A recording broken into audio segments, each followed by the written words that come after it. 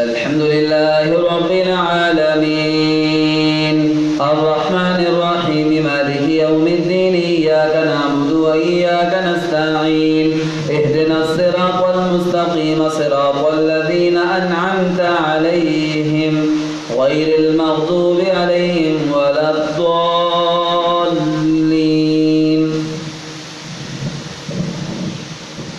إن قارون كان من قوم موسى فبغى عليهم وآتيناه من الكنوز ما إن مفاتحه لتنوء بالعصبة أولي القوة إذ قال له قومه لا تفرح إن الله لا يحب الفرحين وابتغ فيما آتاك الله الدار الآخرة ولا تنس نصيبك من الدنيا وأحسن كما أحسن الله إليك ولا تبغ الفساد في الأرض إن الله لا يحب المفسدين.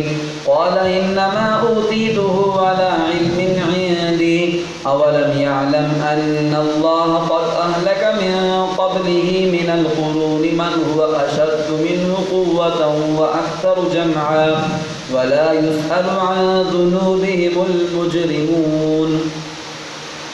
فخرج على قومه في زينته فقال الذين يريدون الحياة الدنيا يا ليت لنا مثل ما أوتي قارون إنه لذو حظ عظيم.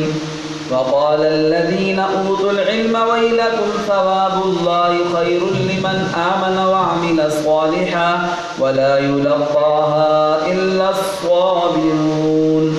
فخسفنا به وبداره الأرض فما كان له من فئة ينصرونه من دون الله وما كان من المنتصرين.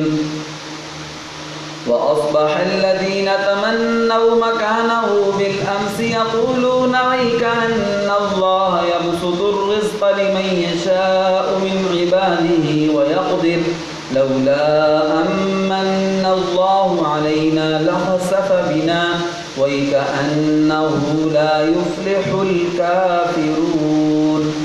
الله أكبر.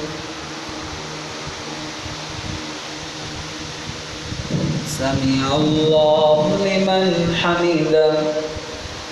الله أكبر.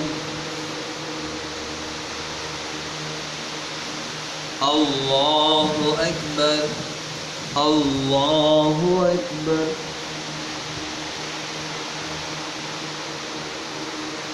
الله أكبر.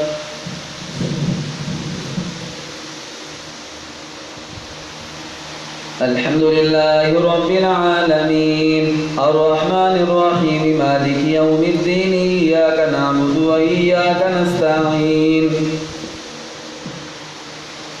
اهدنا الصراط المستقيم صراط الذين أنعمت عليهم غير المغضوب عليهم ولا الضالين.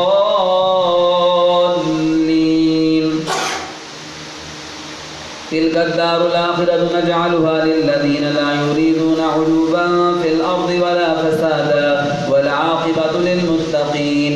من جاء بالحسنة فله خير منها ومن جاء بالسيئة فلا يجزى الذين عملوا السيئات إلا ما كانوا يعملون.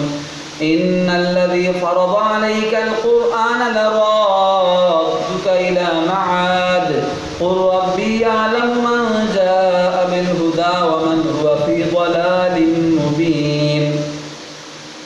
وما كنت ترجو أن يلقى إليك الكتاب إلا رحمة من ربك فلا تكونن ظهيرا للكافرين ولا يصدنك عن آيات الله بعد إذ أنزلت إليك وادع إلى ربك ولا تكونن من المشركين. ولا تدع مع الله إلها آخر لا إله إلا هو كل شيء هالك إلا وجهه له الحكم وإليه ترجعون.